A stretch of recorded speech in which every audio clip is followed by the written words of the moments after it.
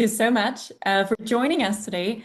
I'm Julia Mittermeier, VP Growth here at Rep Data, and I'll be your host for the next hour. Today's session is called Understanding How Survey Fraud is Evolving and What It Means for Your Data. I had a quick look at the registrant list earlier today, and it's great to see so many of those names now appearing as people join us.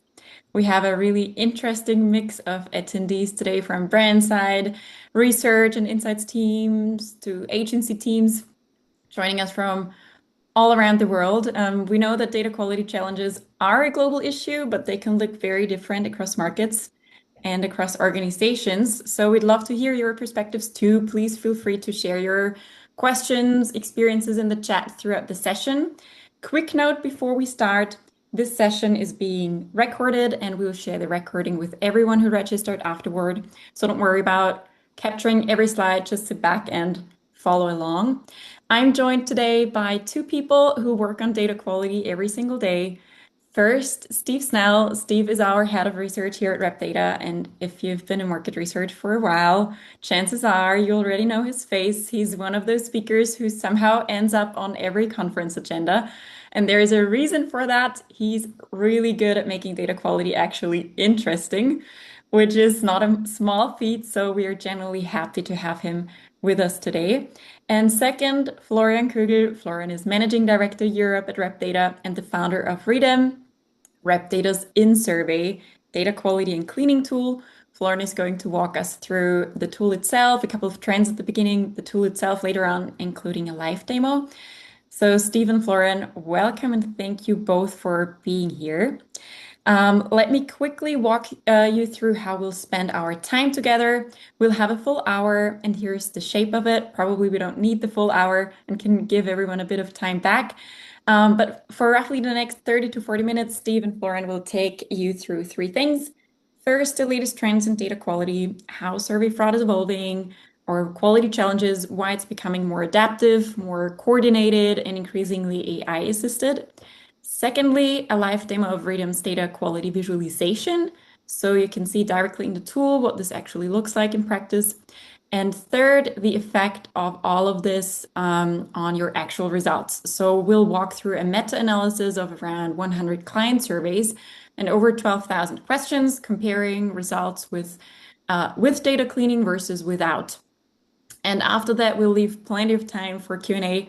Please don't save all your questions until then. Feel free to drop them in as we go, and I'll bring as many as I can to Steve and Florian at the end. One quick practical note on how to ask questions today. If you look at the bar at the bottom of your Zoom window, you'll see a Q&A button. That's where we'd like you to post your questions throughout the session. If you don't see the Q&A button, there are three dots. Click on it and you should find the Q&A button. If not, please let us know in the chat so we can help you out. Two things worth knowing. First, you can ask anonymously. If you'd rather not have your name attached to a question, that's completely fine. Just switch on send anonymously before you submit it. And second, feel free to ask us anything about the trends we are presenting, about REDEM, the tool, about your own data quality challenges, whatever is on your mind.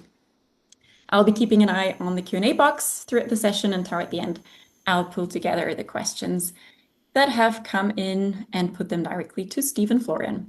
So please keep them coming as we go. And with that, I'll hand over to Florian to kick us off. Florian, over to you. Thanks, Julia, and hello, everyone. So survey data quality has been, I would say, my main topic for the last 6 years. So time is flying, actually.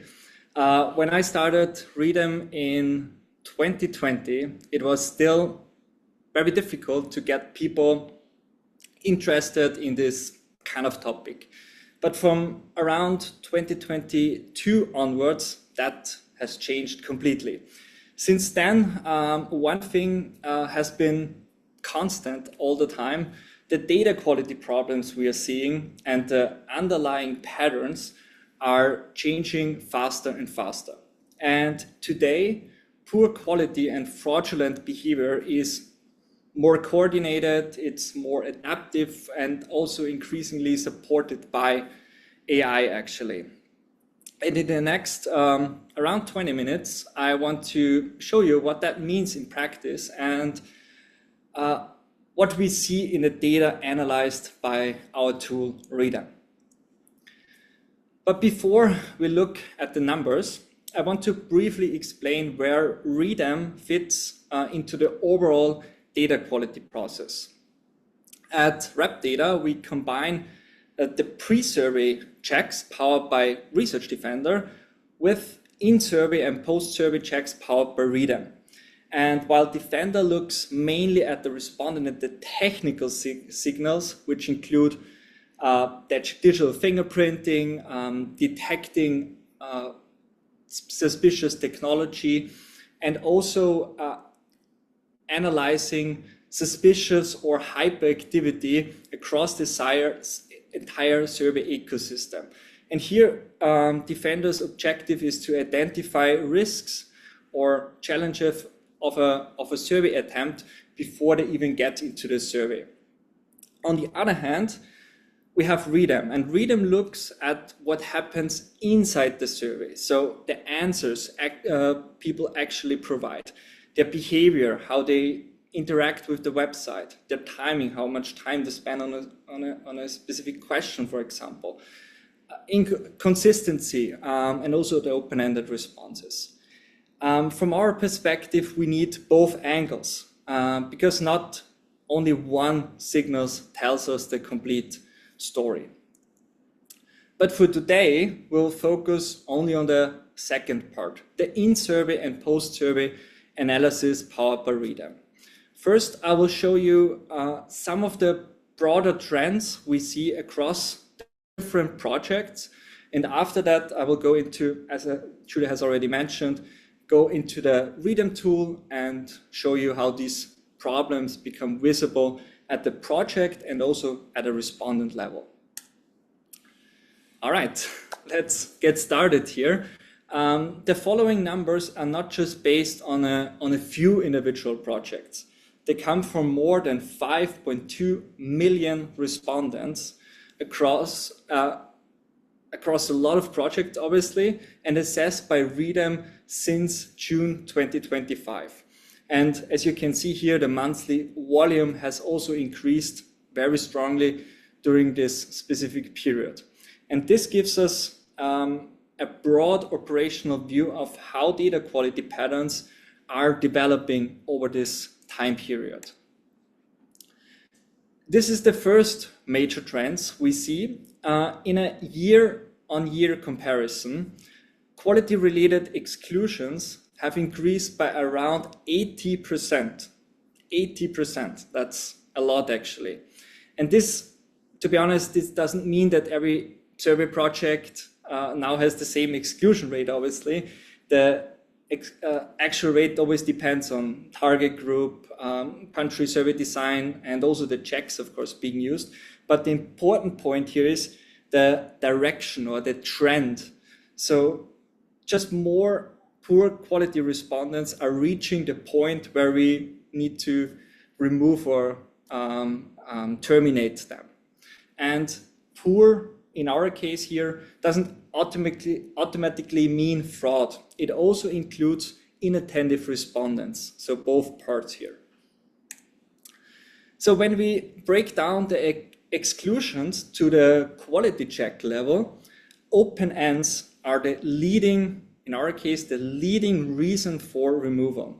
In June 2026 or July 2026, approximately 11% of respondents assessed with our open-ended score were excluded for problems with their written or given answers in the open ends. Other major reasons include, as you can see here, coherence issues or issues with time spent per page or grid-related patterns. But open ends are, for quality checking purposes, particularly valuable because respondents have to formulate something by themselves. And this gives us, of course, much more and a much richer information than, let's say, a simple click or a time spent on a specific page or an answer pattern in a grid question, for example. we see that whether somebody understood the question, stayed on the topic, also provided an individual and meaningful answer. And if we look more closely at the open-end exclusions, AI suspect text is now the largest individual category. So approximately half of all open-ended exclusions are connected to text that's showing clear signs of AI generation. So around 28%, these are the other categories, are off-topic answers, 10% are cases where no meaningful answer was provided, and around 9% are gibberish answers. The remaining categories that we see are wrong language answers or duplicates or other smaller issues. The important point here is that AI is becoming a major part of our exclusion reasons. And the development here over time is especially interesting. Since January this year, the terminations of answers due to AI suspect have increased by 141%. And this means that they have more than doubled within only a few months.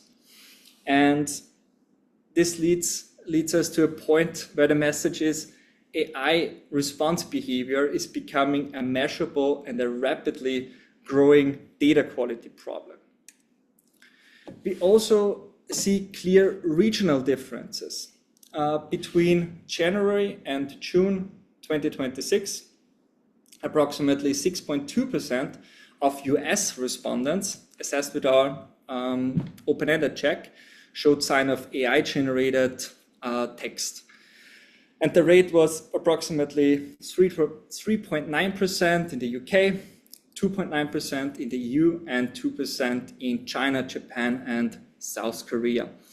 The remaining countries were approximately 3.7%. So in this case, the US rate was therefore around twice as high as the EU rate, which was, of course, very interesting.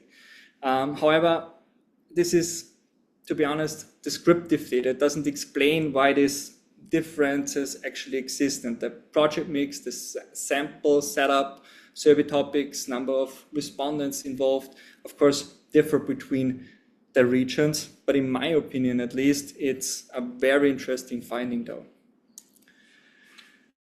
So at the same time, detection itself is becoming more difficult.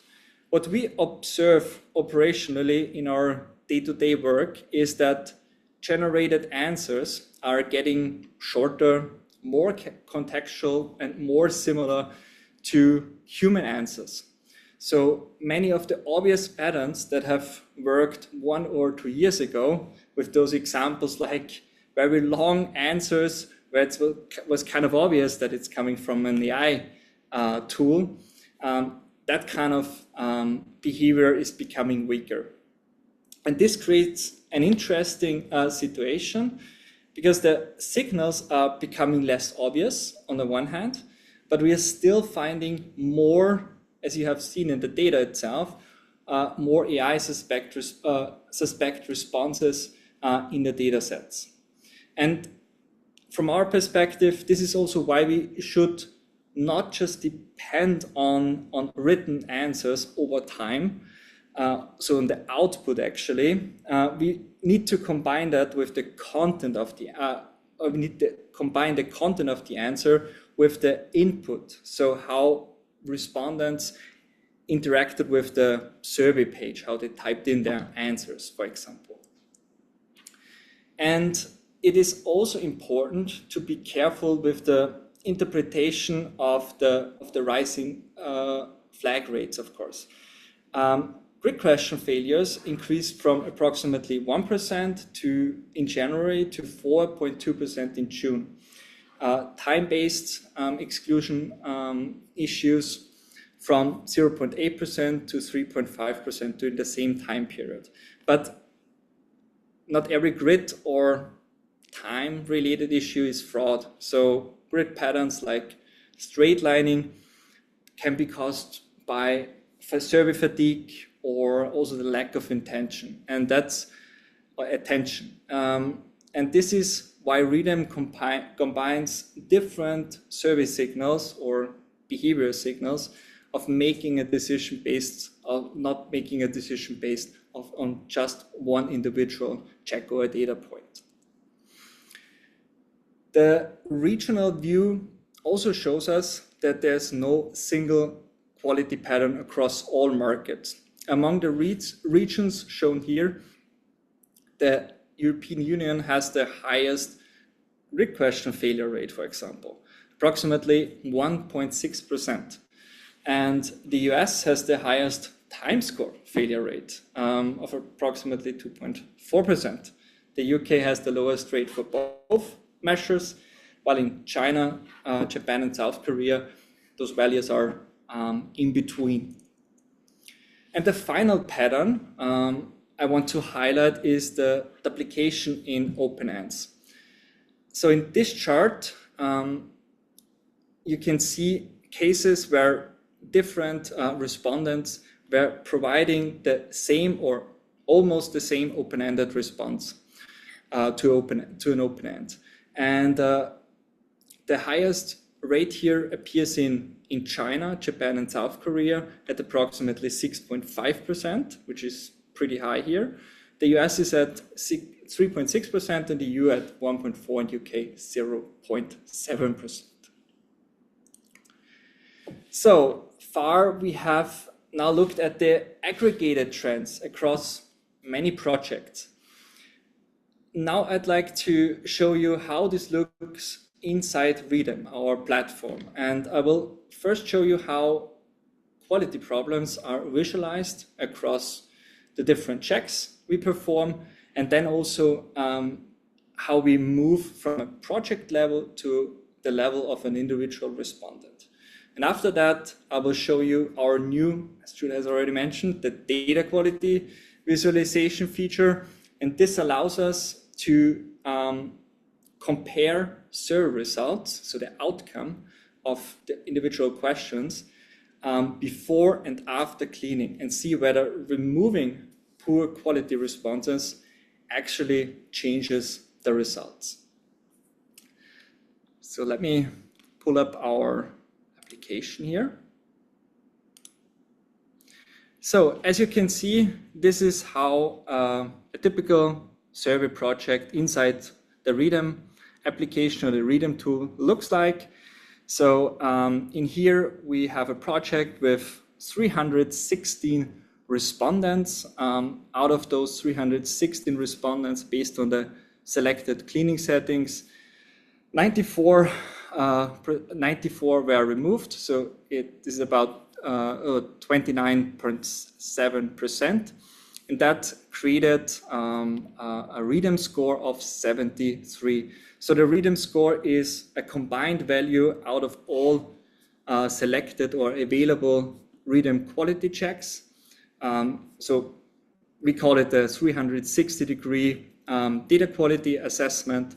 And you can also see here why respondents have been removed. So, for example, the largest category here is, of course, the READM score threshold. So under which score threshold, certain responses get removed.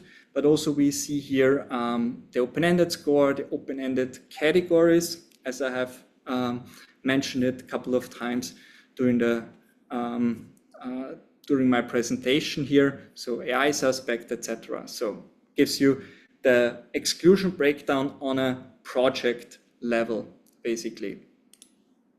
So, and in this example here, we have used 4 of our quality checks, so the open-ended score, the time score, the grid question score, and the coherence score for our analysis.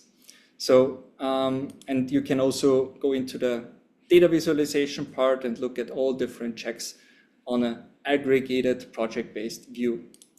If we want to go one level deeper to the response or respondent level, basically, we see here a data table. And this data table shows all the 316 respondents.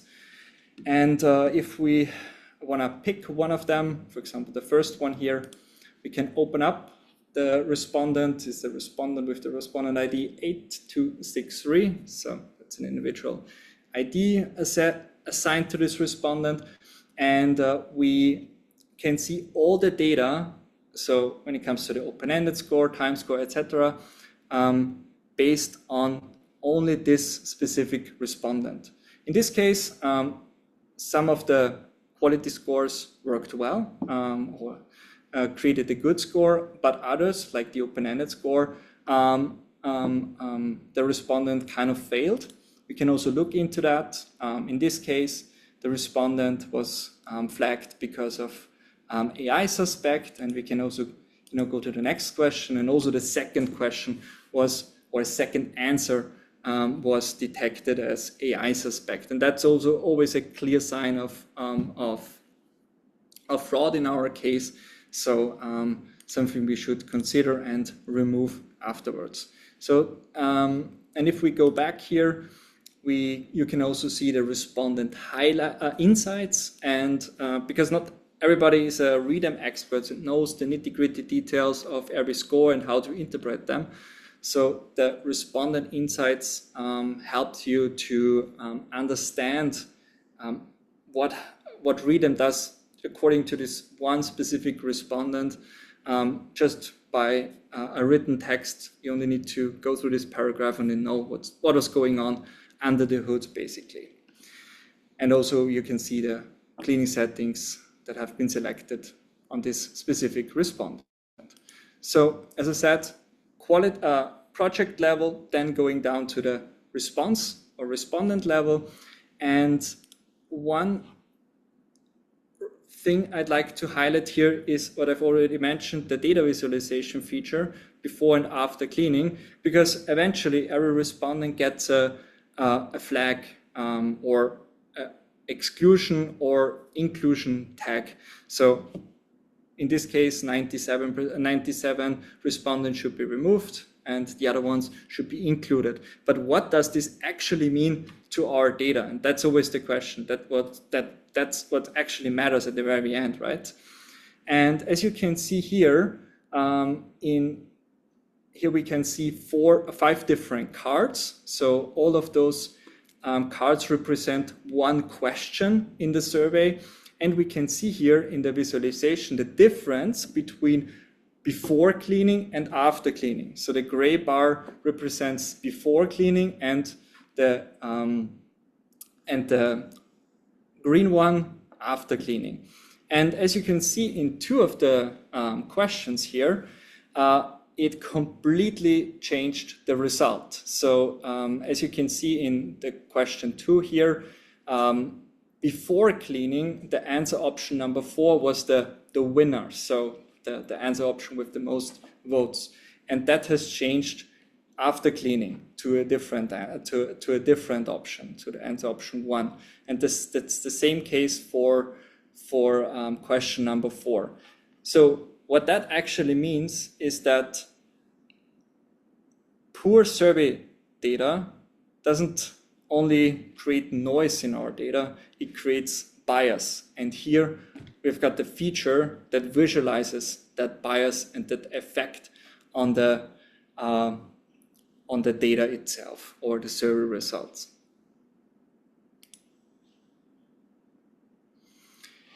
Good. We have now seen how those poor quality responses are identified and how they look on a project basis before and after cleaning.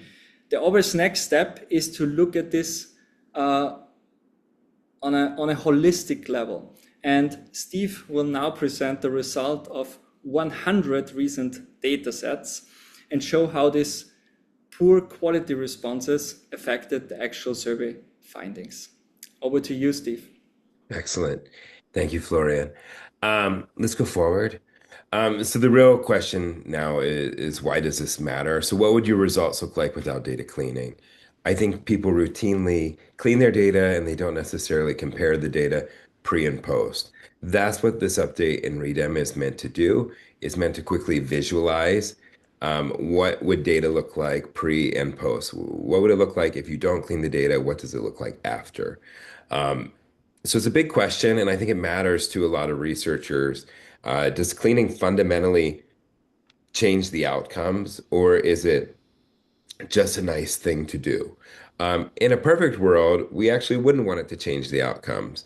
But as we know, there is in any data set a significant portion of respondents who are not paying attention, who are not giving their best result, their best answers, or worse, they're using tech and AI to commit fraud at scale. They're bringing in open-end responses that they haven't written themselves and so forth. Let's go forward.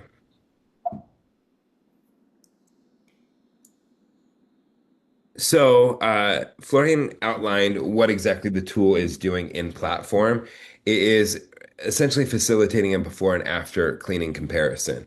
And so we're looking at response distributions to every closed-ended question in your data set, and we are visualizing as bar charts the distribution prior to REDEM's recommended data cleaning and what it looks like after. Of course, some pieces of REDEM that we sort of gloss over today, we can always deep dive into the REDEM tool, is that there are a lot of signals going in, and those signals are highly customizable. The results of the cleaning are really looking at this bivariate, keep it or quarantine, replace it. And so if you want to work in your REDEM account or work with rep data or someone to finesse those thresholds, you certainly can. But what we want to know at the end of the day is how often does this matter and how much does it matter?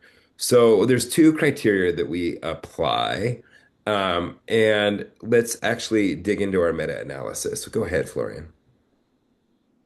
We're looking at 100 surveys, and these are surveys that we had the full data, the responses to. So we had the paradata, we know about the respondent taking the survey, but we also see their full responses. There are more than 12,000 survey questions, closed-ended questions included. It's a pretty high number for the number of surveys. But of course, with logic and branching, not everyone is exposed to all of these questions. But we're looking at, roughly more than 100 questions per each of these 100 surveys. And the comparison, again, is all respondents versus the only accepted responses, the responses that are judged by REDEM to be of high quality. And so go ahead, let's move forward one more slide and talk about sort of the outcomes that we care about. I think traditionally people want to know, did the responses shift in a way that we have a huge percentage point difference, right? So do we see 42 go to 47? Do we see 30 go to 39? Do we see 19 go to 28, right? Those are big percentage point differences. And I think a lot of times when people are trying to evaluate differences and changes, they're mostly looking at percentage point differences. We're broadening what we're looking at here just a little bit. We're also looking at rank change. So in market research, we're often talking about top box or top two box, bottom box or bottom two. So we want to know, does the leading response or the losing the bottom box response change? So we're looking at both bar movement in terms of percentage points, but we're also looking at reordering of responses, top box, bottom box, because sometimes, a 1 or 2 point difference might change the modal response. And so if that modal response changes, that might require a new headline. So again, looking at 100 surveys, looking at thousands really of close-ended responses, what do we see in aggregate? Go ahead.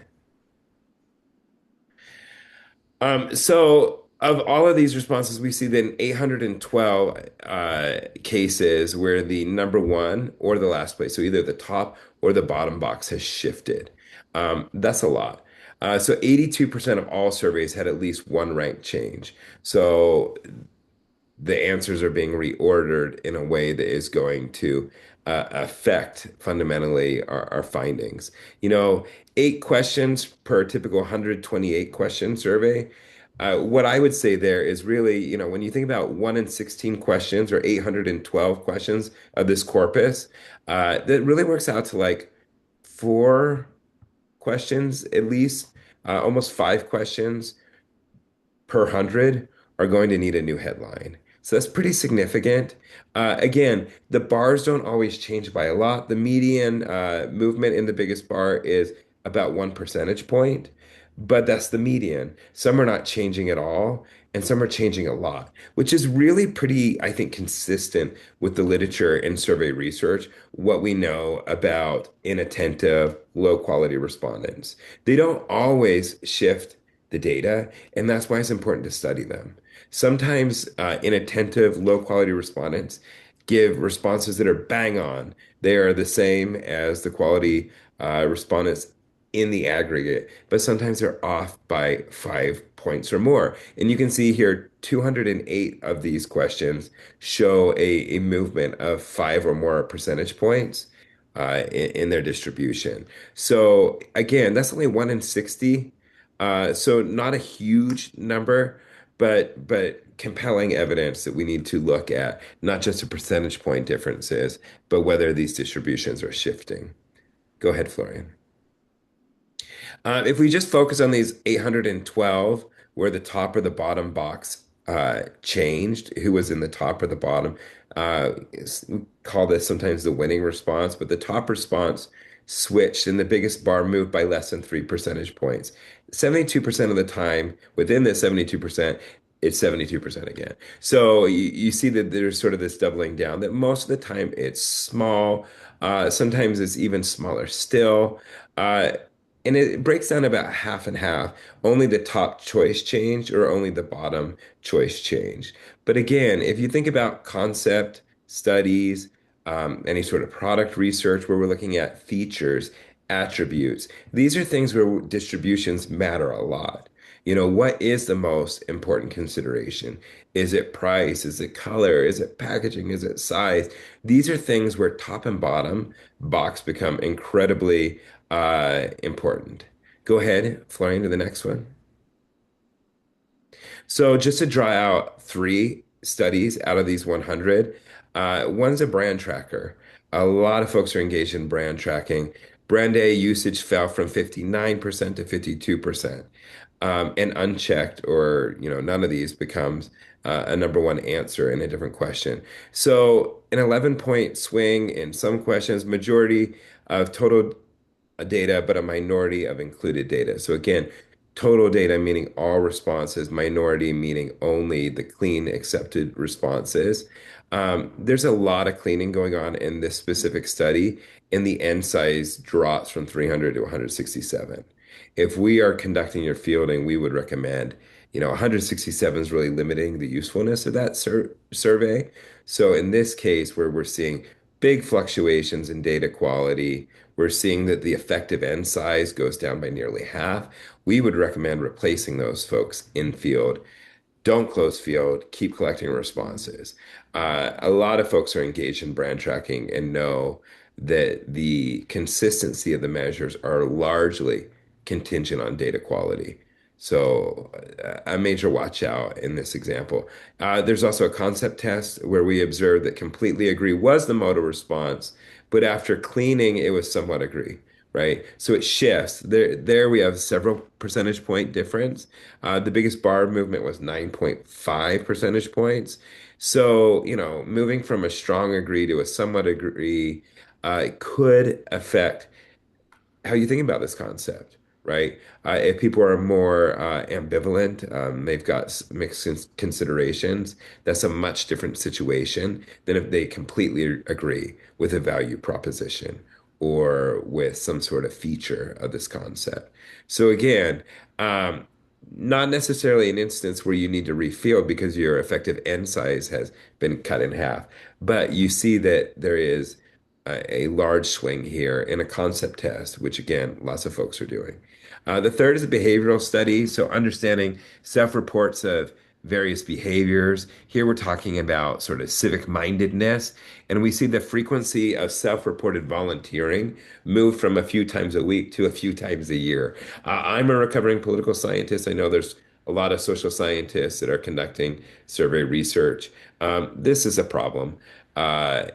frankly, it makes a lot of sense. It tracks with what we know about civic mindedness. That volunteering frequency a few times a week is a lot. There's probably some social desirability. There's something going on with low quality, maybe inattentive responses. And you see this shift in the expected direction. Again, it's even more exciting sometimes when it's an unexpected direction.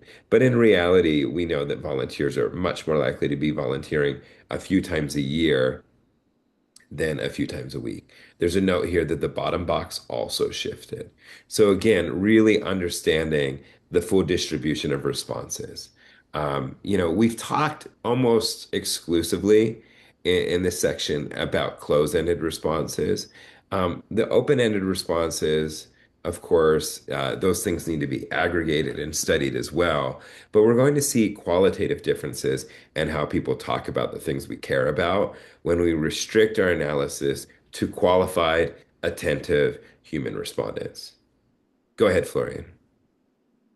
So there's a couple takeaways, and one is we are huge advocates for considering multiple signals when evaluating data quality. Data quality is not just about fraud detection, but it's also not just about data cleaning. Data quality is about using both sets of signals hand in hand. And another way to consider that is measuring data quality throughout the research process. We advocate for measuring data quality pre-survey, in-survey, post-survey.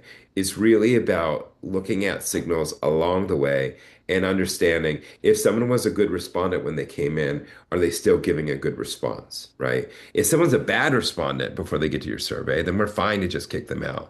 But we know even attention to survey questions is a state and not a trait. People are not inherently attentive or not, but attention wanes. And so measuring data quality throughout a survey is critical to really maximizing the value of that survey and its resulting data set. Next is evaluate response distributions before and after cleaning.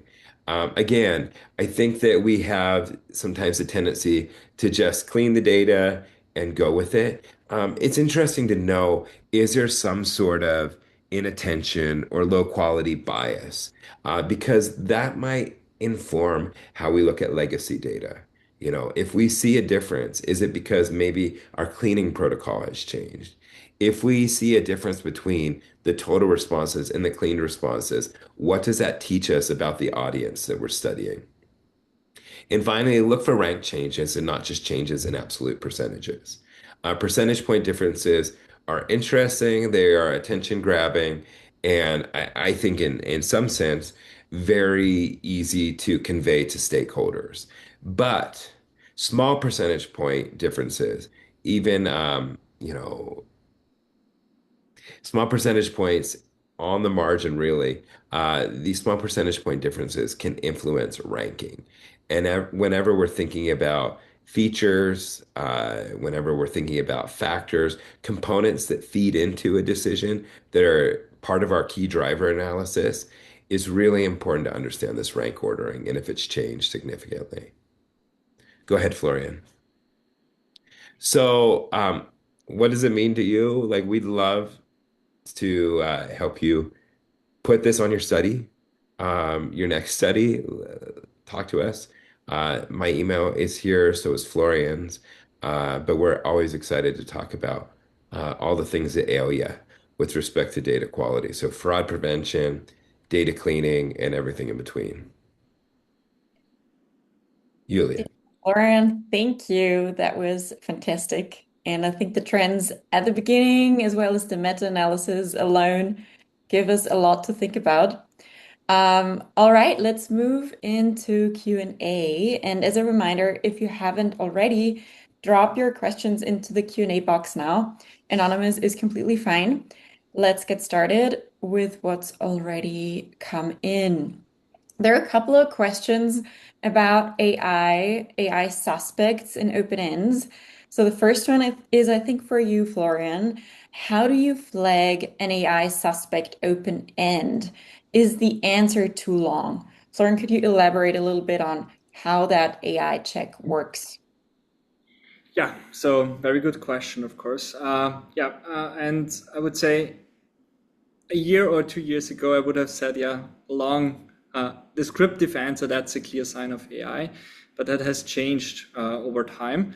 And how we are approaching that is we've got a huge validation data set where we have data labeled as AI generated, because you can do that. You can use a lot of different large language model to produce this kind of training data.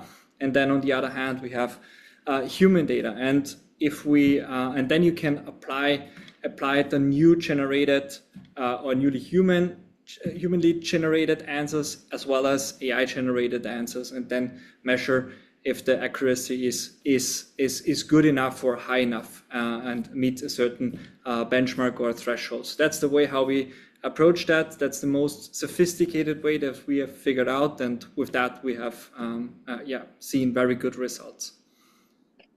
Thank you, Florian. I hope that answers a couple of questions that came in as you spoke or before you started speaking, which was around how do you keep or stay ahead of this cat and mouse game with AI fraud? How will the checks develop further, etc. And maybe to add to that, it's and this kind of validation suite, it's not a static thing. It's something that's constantly adopted. So we constantly add new examples to it in order to keep it up to date all the time.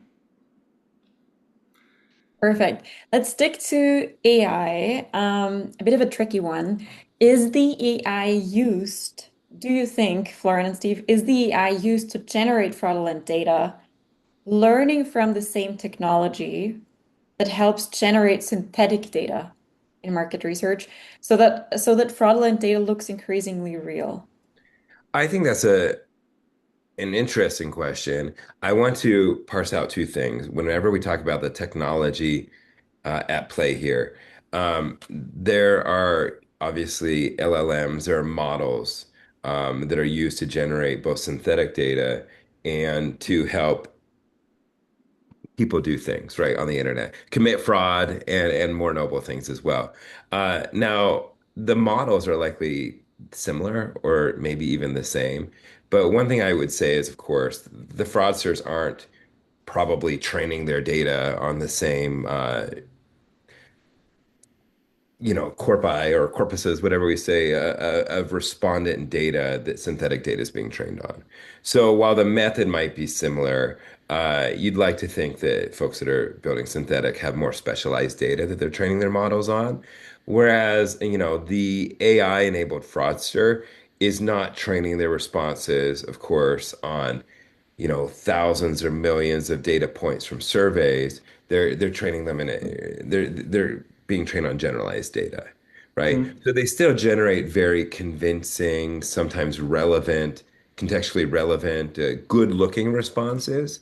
But certainly they're probably drawing from different data sets. You hope from different training data sets.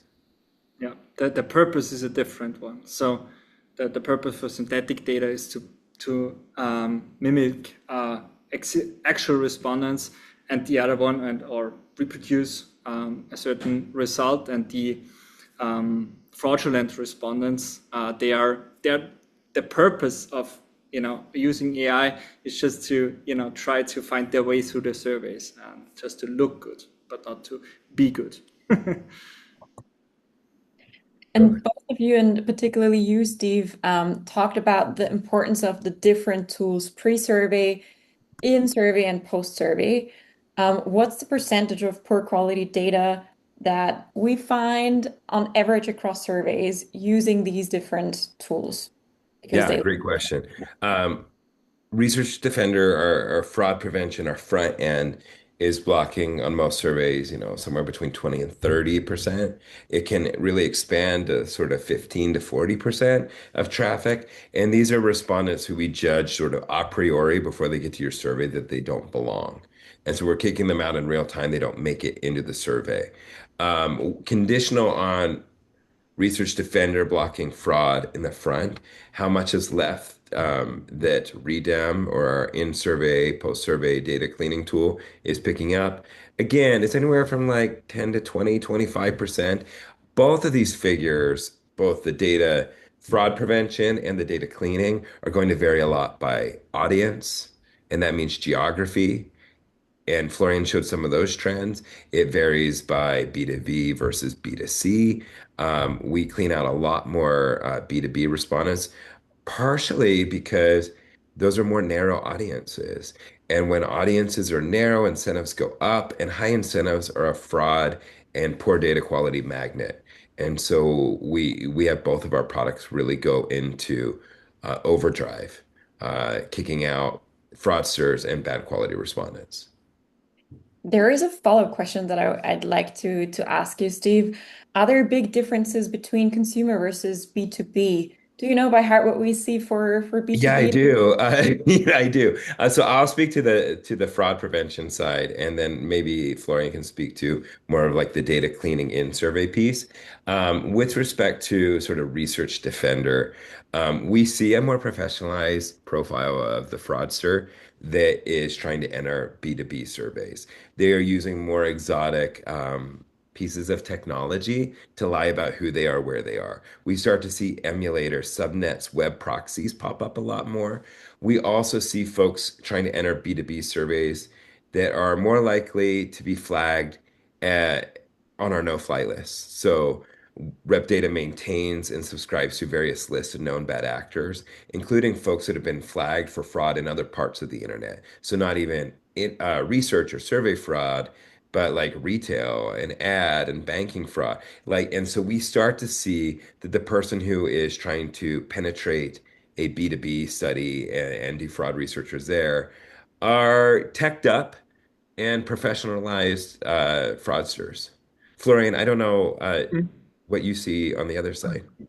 I mean, of course, we see also on the read side, we see a higher share of bad quality data for B2B studies than in comparison to B2C studies. The difference is not that high, but it's significant.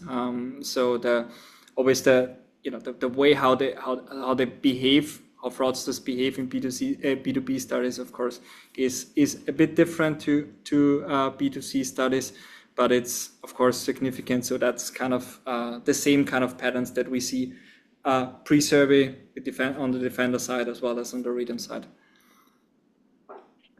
Perfect. And now, because we talked about Readem and Defender and what the different tools do, there was another question. Now that Readem is under the Rep Data umbrella, do you use signals across tools to predict fraud, and how would that work?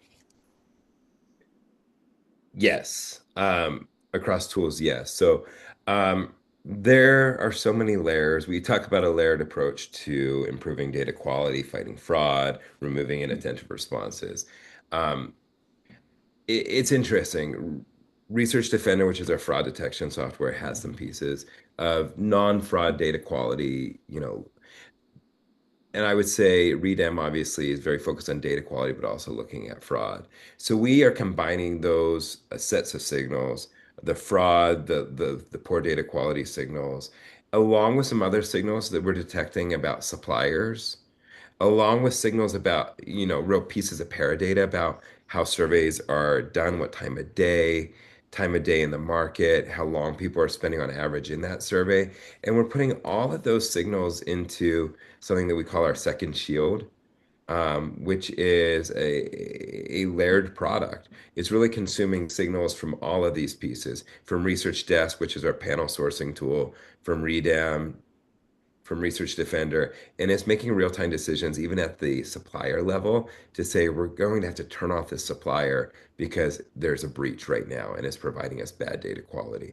Something that we see about data quality, and I think a lot of researchers probably have observed this too, is that it ebbs and flows even within a supplier, within a panel. It can serve you really well, and then there can be an hour of the day where it serves you incredibly poorly. And so our second shield is consuming all of these different signals to control that at a higher level and turn off a source that starts behaving badly. Perfect. And it also uses the data downstream, right, from Readem and feed Yes. that back into the machine learning tool. And I think we're gonna share a bit more information about Second Shield with with the broader audience in the next couple of weeks. Um, Another question came in, which is, are there any new quality checks planned that you can already talk about? So Any- yeah, of course. So it's, as I have mentioned, it's a work in progress. It's not never static. It's, we always have to do something new. We need to check how fraud or bad quality data behaves and adapt our checks, our existing checks, or developing a new one. And so right now there are two areas that I'd like to highlight. First of all, I think we all know that for example, at certain uh, times a day, a lot of respondents try to access your survey and try to, commit fraud basically. So kind of batch entrances to detect those kind of behavior. That's one check that we are developing. So that looks at certain demographics or certain data points, and also at a certain time period. So that's one area that we are working on. And the other one that's more of a more generalized one, or more, it's kind of a trend. As we know, and I've shown that as well, fraud or bad quality data is now looking much better than it used to. So that what we see is of course we cannot really trust that anymore over time, and that's an increasingly challenging factor. So we believe that going the direction of behavioral analytics, so how people interacted with the website, so which clicks they made on the page, the typing pattern. And we already made our start into that by analyzing the typing rhythm, typing speed, but now expanding that kind of field with click behavior, with mouse movements, those kind of things that's currently in beta internally, and looks quite well. But also an important development, I'd say, when it comes to the future specifically. And that already almost answers the next question, which was around how do you think survey fraud will evolve over the next 12 months, and how do you plan to stay ahead? Florian, you talked about the importance of looking at input and typing behavior and mouse movements, not just the output, not just the answer that we see. Um, do you want to add anything? Maybe Steve, is there anything you can share with the attendees? How do you think survey fraud will evolve, and how do we stay ahead? Or what can they do as well to stay ahead? Yeah. Gosh, I mean, it's been almost a year since there was an academic paper published about the potential existential threat of agentic fraud. And the idea there is that agents, like rogue agents, which I think sounds like Mission Impossible movies, but that people could build a bot that would autonomously go through surveys and create really good looking, incredibly, ridiculously good looking fraud, right? And so this is something that we have been staying close to because it is a potential existential threat. What we have seen so far is that we are looking for that threat and we're not finding it, certainly not at scale. So some of the biggest markers of that threat are the use of emulators or web drivers, right? The idea is that a web driver is, you know, driving through the internet. It's doing its own thing. It's autonomously taking a survey. We have seen those numbers go up, certainly, by a pretty big magnitude. But both of those flags still constitute much less than 1% of all the fraud that we block.